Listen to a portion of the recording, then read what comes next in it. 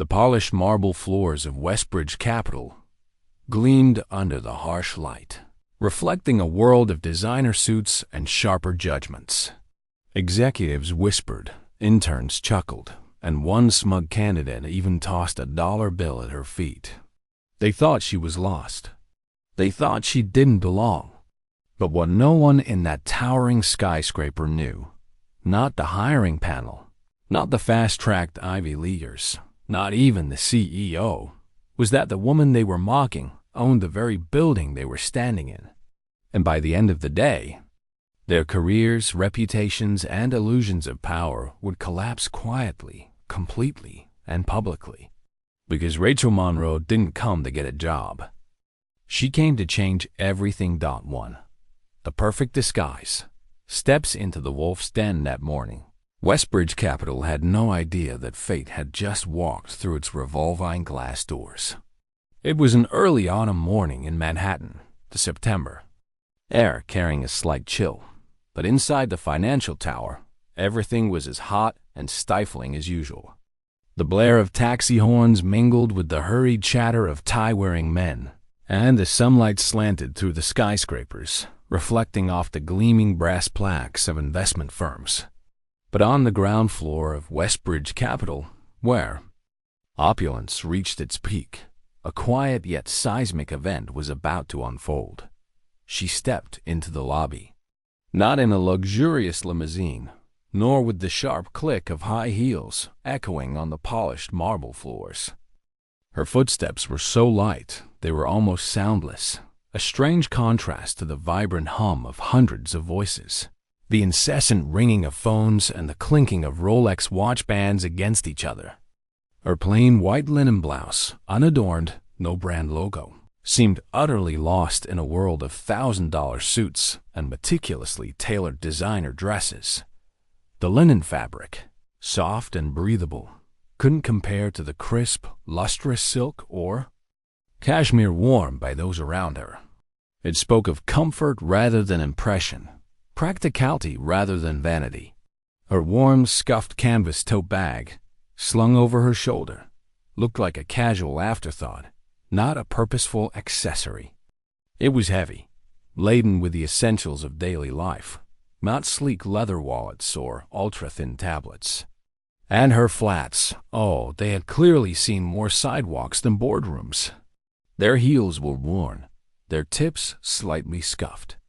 They were testament to long, tireless walks on real streets, not the plush velvet carpets of the elite. The main lobby of Westbridge Capital was a cathedral of wealth, where every detail was designed to overwhelm and assert power.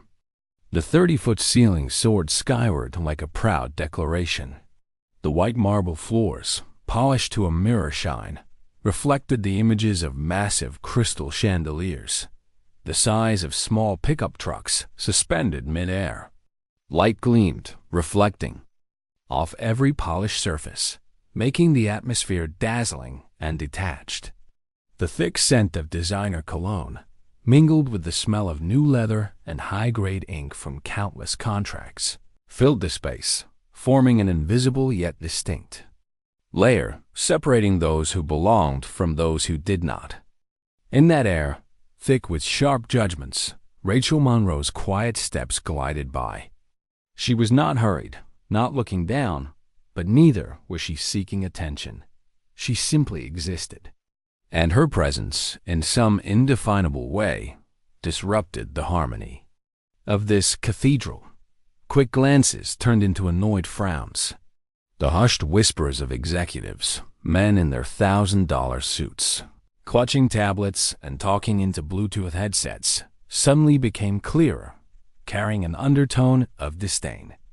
"Is she lost?" A man with a gleaming watch on his wrist muttered. "Looks like a grandma who got lost on her way to the farmer's market." An intern whispered, covering her mouth with a giggle. The peak of arrogance came from a smug, handsome young candidate whose sneering grin revealed his contempt. He pulled a crisp dollar bill from his wallet, coldly flicking it towards her feet. More whispers rose. Would she bend down to pick up the loose change, or look up with a bewildered expression? That's what they expected. They thought she was lost. They thought she didn't belong. In their minds, her attire was an insult to Westbridge's class and status. They didn't know that the woman they were mocking, the woman in the linen blouse and flats, owned the very building they were standing in. Rachel paid no mind to the whispers, the snickers, or the disdainful stares. She was 48, and at this age, she no longer dressed to impress anyone, especially those who failed to see true value. That was precisely the point of her plan. She merely gave a polite nod to a young receptionist who didn't even bother to look up from her screen, simply muttering, "Interview candidates usually use the side entrance." Her calm acceptance of such disrespect, not a single word of retort, not a flicker of change in her expression, only deepened their suspicion. Does she even know where she is? With that grocery bag? Wrong floor, Grandma. The laughter, though soft, was sharp as a blade. They could know, never imagined, that Rachel Monroe wasn't there to ask for a job. She was the chairwoman of the board of the very firm she was walking through, a conglomerate she had spent 12 years building from the ground up. She had personally designed Westbridge's recruitment system to focus on merit and ethics, not appearance or connections. But lately, rumors of corruption, favoritism, and discrimination had reached her ears. So today, Rachel returned in disguise as an ordinary woman. No title, no private driver, no glittering jewelry, to witness firsthand how far her company had strayed from its core values. This wasn't just a test for them. This was a reckoning, a silent yet thorough cleansing that would change everything. Because Rachel Monroe didn't come to get a job. She came to change everything. 5. Spreading influence and legacy. Beyond the Wall Street horizon, a week after the Westbridge scandal broke, Rachel Monroe stood at a podium in Washington, D.C. She wore a modest navy blazer, her canvas tote by her side. The room was packed. CEOs, lawmakers, economists, and media crews. Behind her, a banner read, "The Monroe Standard, merit over appearance, integrity over privilege." She adjusted the microphone, then looked across the crowd, not with the air of someone demanding attention, but with the quiet confidence of someone who had earned it. "We've mistaken polish for potential," she began. "We've built systems where perception outweighs principle. That ends today." Flashbulbs clicked, hands scribbled notes. Rachel laid out the new hiring model in full. All applications moving forward would be stripped of names, photos, graduation years, and any data that could trigger bias. Resumes would be evaluated purely on skills, achievements, and work ethic. Internal audits would be conducted every 6 months. Interviewers would undergo bias training and ethics certification. "We're not just changing how we hire," she said. "We're changing who gets seen." Within 48 hours, over 50 major corporations, from Goldman Sachs to Amazon, announced they were adopting versions of the Monroe Standard. The Department of Labor praised the framework as a new frontier in fair employment. The New York Times called her speech a turning point in corporate accountability. But Rachel never lingered in the spotlight. Instead, she returned to Brooklyn Heights, to the brownstone she shared with her husband, Nathan, a former cybersecurity architect turned children's tech literacy advocate. In the evenings, they sat on the back porch with mugs of tea, watching their 10-year-old daughter play fetch with their golden retriever Scout. Their lives were quiet, intentional. Inside the brownstone, the only trophy on display wasn't an award or a degree. It was a photo. Rachel standing at that D.C. podium, tote in hand, linen shirt crisp, a quiet smile on her face. Next to the frame was a note scribbled by her daughter. "My mom is a boss, and she wears flats." At Westbridge, the impact was seismic. The Roy Suite, once reserved for the most elite applicants, was turned into the Monroe Conference Center, a space used to host open-access workshops for underrepresented professionals. New hires came from community colleges, coding boot camps, military service, and second chance programs.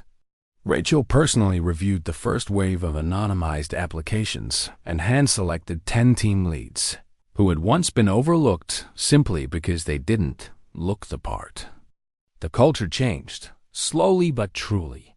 Former panelists Mark Daniels, Sabrina Clark, Jeff Kim faded into obscurity, their resumes tarnished, their arrogance now a liability. Chase Brighton's TikTok taunts turned to cautionary memes captioned, "She wore linen, now you wear regret." Meanwhile, Rachel's quiet influence spread beyond finance. At a World Economic Forum panel in Davos, Rachel stood beside leaders from across the globe. When asked why she'd gone undercover instead of simply issuing a memo, her reply was simple. Sometimes, to fix a broken system, you have to walk through it wearing the same shoes as the people it steps on. That quote would headline magazines, be printed on posters in universities, and even be engraved on a sculpture placed in Westbridge's main lobby, a bronze tote. Open and filled with books. Rachel continued to mentor women, veterans, and mid-career changes through her foundation, Path Forward, which offered free resources and training for those traditionally shut out of elite spaces. Over 10,000 professionals went through the program in its first year alone. But to Rachel, the numbers didn't matter as much as the stories, like the single mother from Ohio who now led a compliance team, or the Army vet who'd been laughed out of 4 interviews but now managed a $300 million portfolio, or the young man from Mississippi who once cleaned office floors at Westbridge and now sat on its strategy board. Rachel never forgot why she started. Not for headlines, not for revenge, but because a company's true value isn't measured by its stock price, its square footage, or the watches on its executives' wrists. It's measured by its character. And thanks to her, character finally had a seat at the table. In the end, Rachel Monroe didn't just expose a broken hiring process. She reminded the world what real leadership looks like. She didn't need a tailored suit or a high-gloss resume to command the room. She didn't raise her voice. She simply held her ground with dignity, truth, and purpose. From the boardroom to national headlines, her quiet courage became a catalyst for change, proving that character still counts in a world obsessed with appearances. The Monroe Standard swept across industries, leveling the playing field for thousands who were once invisible. But Rachel didn't stop there. She returned home to her Brooklyn brownstone, her family, and her purpose to keep building systems that lift others up. Her story is a reminder to all of us, especially those who've lived long enough to know better, that respect, fairness, and humility are not old-fashioned values. They are timeless foundations. So, the next time you meet someone who doesn't look the part, pause before you judge. Because beneath that linen shirt may be a mind that moves markets, a heart that changes lives, or a voice that rewrites the rules. Rachel Monroe didn't walk into Westbridge to make a scene. She walked in to set a standard. And in doing so, she left us all with one lasting lesson. Never underestimate quiet strength. It's the kind that rebuilds the world. 3. The unveiling. The storm begins. The hallway outside the interview room buzzed with low laughter and whispering candidates crowded around their phones, scrolling through videos and photos. One clip of Rachel being handed the rigged test was already making the rounds in a private Slack channel called Westbridge Legends. The caption read, "When the janitor thinks she's the CEO." Inside the glass-walled suite, Rachel had just reached the elevator. She pressed the button, her tote in hand, face calm. But behind her, a voice called out, firm, authoritative. "Wait." She turned. From the corner office down the hall, Calvin Rhodes, CEO of Westbridge Capital, was walking toward her. At 55, he was sharp in every sense. Steel gray hair, tailored navy suit, and eyes like polished glass. His pace was measured, but every step shifted the atmosphere like thunder approaching. The laughter stopped. Every head turned. When Calvin reached Rachel, he paused, then bowed slightly. "Madame Chairwoman," he said, "my sincerest apologies for the delay." Gasps rippled through the hallway. The smug expressions melted. A few phones slipped from stunned hands. Sabrina Clark, still holding Rachel's untouched test, went pale. Inside the interview room, Mark Daniels shot upright. "Chairwoman?" he whispered, glancing at Jeff Kim, whose lips were suddenly pressed into a tight white line. The anxiety was etched on their faces like deep wrinkles, quickly replacing their earlier arrogance.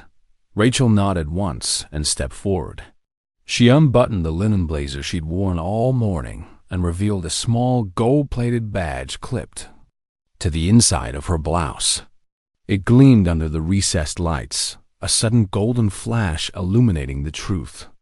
On it was clearly engraved, "Rachel Monroe, Chairwoman, Westbridge Capital." She turned to face the panel, Mark, Sabrina, and Jeff, all still frozen in their seats. "I wasn't here to apply for a position," Rachel said, voice calm but cutting. "I came to evaluate the very hiring system I helped design, one meant to protect integrity and reward true merit." Her words dropped like stones into a deep well, creating cold echoes in the suddenly silent room.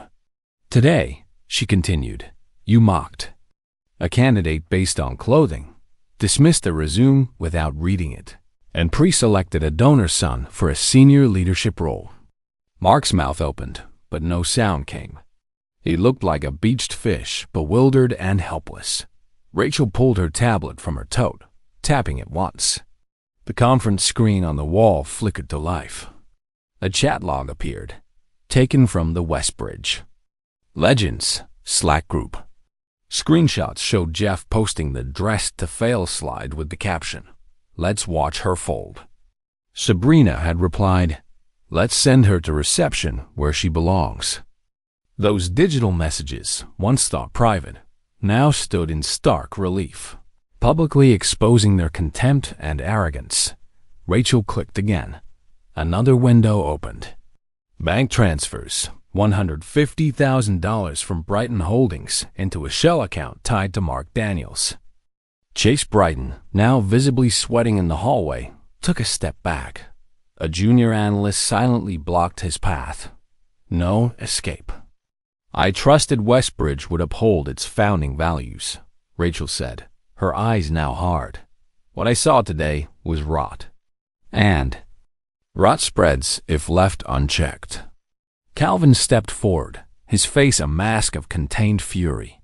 "Effective immediately," he said, his voice echoing through the hallway like an unappealable verdict. "Mark Daniels, Sabrina Clark, and Jeff Kim are suspended pending investigation. Mr. Brighton's application is revoked. Security will escort you out." Gasps gave way to dead silence. The candidates in the hallway, who had mocked Rachel moments ago, now stood frozen, their eyes bewildered. Rachel looked directly at them. "I don't care about your shoes, your handbags, or your last names," she said. "I care about whether you're honest, capable, and willing to do the work." She picked up her test, the one they had torn in half, and gently placed it on the table. "Integrity isn't about how you look when people are watching," she said, her voice clear in the sudden stillness. "It's about who you are when no one thinks you matter." Security arrived. Chase was quietly removed, his face ashen, offering no resistance. Sabrina dropped her pen, the metallic clatter echoing on the marble floor. Jeff's cufflinks rattled as he collected his things. Mark tried to protest, but Calvin silenced him with a glance. Rachel turned to leave. Behind her, the Westbridge logo shimmered in gold on the glass wall, but in that moment, it didn't represent power or wealth. It represented a firm finally facing its reckoning, and the woman they had dismissed had just become the standard by which they'd all be judged. *4. Reorganization and the Monroe Standard. rebuilding the foundation by noon that same day. Every major financial outlet in the country was running with the headline, "Chairwoman goes undercover. Westbridge executives exposed for corruption and elitism." Rachel Monroe had barely returned to her office when the fallout began to unfold. Emails flooded in from board members, journalists, legal advisors, and even a few quietly panicked rivals on Wall Street. Meanwhile, the Wall Street Journal ran a detailed expose of the rigged interview, the private Slack channel, and the bribery scheme that had favored Chase Brighton and others like him. Social media erupted. The video of CEO Calvin Rhodes addressing Rachel as Madam Chairwoman had already hit 8 million views in a flash. LinkedIn comments piled on. She showed more leadership in 10 minutes than the entire board did all year. Integrity wears linen. Hashtag Monroe Standard. Make hiring fair again. But Rachel didn't waste time basking in applause. She was already in the executive boardroom at 2 p.m. sharp, facing 14 stunned directors seated around the long mahogany table. "This isn't a PR crisis," Rachel began, standing at the head of the table with her signature canvas tote beside her. "This is a cultural collapse." Behind her, a monitor displayed a growing list of Westbridge managers linked to unethical hiring. Practices names tied to favoritism, discrimination, and off-the-record payments for guaranteed roles. Some were department heads, others had been at Westbridge for over a decade. She didn't raise her voice. She didn't have to. "You didn't just fail to uphold the system," she said, her tone razor-sharp. "You enabled its decay." The room was silent. Then, Rachel pulled a navy folder from her tote and slid it across the table to Calvin. "This is the proposal," she said. "We clean house." Inside were immediate directives. A full internal audit of all hiring decisions from the last 5 years. Terminations for any executive found complicit in biased or unethical hiring. Suspension of bonus structures tied to internal referrals. Mandatory ethics training for all leadership roles. And most notably, the introduction of blind recruitment. Rachel called it the Monroe Standard. "From now on," she said, "no names. No headshots, no alma maters on resumes. Candidates will be evaluated purely on skills, results, and integrity. Nothing else." One board member, a man in a silver tie who had known Rachel for 15 years, cleared his throat. "This is going to rattle the industry." Rachel looked at him. "Good," she said. She called for a vote. The result was unanimous. By 4 p.m., HR had issued immediate suspensions to 11 employees. Laptops were collected, badges deactivated. Sabrina Clark's nameplate was already gone from her door. Mark Daniels' access card had been flagged for deactivation before he even reached the elevator. By 5:30, the company's Instagram, once filled with staged photos of executives in tailored suits, had been flooded with comments. "Where's the apology? Do better, Westbridge. Linen greater than luxury." Westbridge issued an official statement that evening, confirming all executive suspensions and the immediate rollout of the Monroe Standard. But it wasn't just the company that trembled. By the following morning, 4 other major firms, including Crestfield Holdings and Mayfair and Company, announced internal reviews of their own hiring practices. Industry veterans called it a watershed moment. CNN aired a primetime segment titled "The Woman Who Tore Down Wall Street's Gatekeeping." In it, a retired executive remarked, "When someone like Rachel Monroe takes action, the whole street pays." Attention. She didn't raise her voice. She raised the bar. Even Chase Brighton's father, chairman of Brighton Holdings, issued a public apology and resigned from his board seat, citing a failure to instill proper values. Rachel worked late that night, reviewing candidate reports and planning department-wide ethics seminars. She turned down every press interview. She wasn't interested in being a media figure. Her work wasn't finished. She paused only once in the quiet of her office. She looked out over the New York skyline, the lights blinking across a city that never stopped moving. The same firm that had once sneered at her linen shirt now stood trembling under her calm authority. And she wasn't done yet. 2. The rigged interview. A theater of contempt. The elevator doors opened, revealing the 42nd floor, Westbridge's executive wing, where floor-to-ceiling glass windows glittered with panoramic views of the Manhattan skyline. Rachel stepped out, quietly unnoticed, blending into the line of people. The hallway was lined with plush leather chairs and glossy wooden tables, soft jazz playing overhead. A silver tray of bottled water and imported coffee sat untouched, too common to impress the crowd gathered there. Every candidate waiting for their turn wore designer suits, $600 shoes, and watches that cost more than Rachel's car. Their hair was perfectly styled, resumes printed on thick linen paper, and smiles as sharp as razors dot when Rachel took a seat near the end of the row. The laughter began. "That your briefcase?" One man smirked, nodding at her canvas tote. Another chimed in. "Looks like she stopped at the farmer's market on the way up." The ringleader was Chase Brighton, early 30s, tall, handsome, and arrogant. His pinstriped suit hugged his frame as if stitched on. His Rolex glinted as he pulled out a crisp dollar bill and flicked it toward Rachel's feet. "For your dry cleaning," he said with a grin. Snickers rippled through the hallway. A woman in red heels and a high-end blazer leaned toward the guy next to her and whispered, "She's someone's mom who got lost." Rachel didn't blink. She simply reached into her tote, pulled out a worn leather notebook and a pen, and began jotting something down. Her calm only made them bolder. When her name was called, the laughter paused briefly. The receptionist glanced at her uncertainly before opening the door to the interview suite. Rachel walked in, still steady, still quiet. Inside sat 3 senior executives. Mark Daniels, head of human resources, with a booming voice and a smug grin. Sabrina Clark, director of operations, her lipstick perfect and her eyes cold. Jeff Kim, the firm's strategy chief, arms folded, unimpressed.